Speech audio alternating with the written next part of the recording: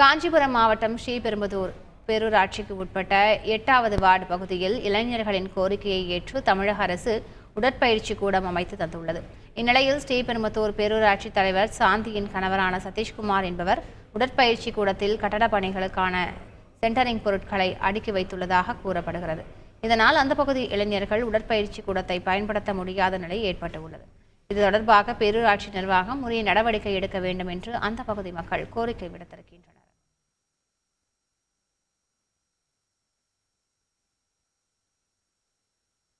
பேரூராட்சி தலைவரோட கணவர் கான்ட்ராக்ட் எடுத்து செய்யறதுனால அவரோட பொருளுங்க எல்லாம் எடுத்து இது உள்ள குடோன் மாதிரி சென்டரிங் கூடமா வச்சிருக்காங்க. இது வன்மையா ஸ்ரீபெரும்புதூர் மக்கள் சார்பில் நாங்கள் வன்மையா கண்டிக்கிறோம். இதுக்கு உரிய நடவடிக்கைகள் சொல்லி பேரூராட்சி செயலாளர் அவருக்கு தலைமையில இதை பார்வையிடணும்னு சொல்லிட்டு இது ஒரு கோரிக்கையா வைக்கிறோம். செய்திகளை உடனுக்குடன் தெரிந்து கொள்ள உடனே சப்ஸ்கிரைப் பண்ணுங்க.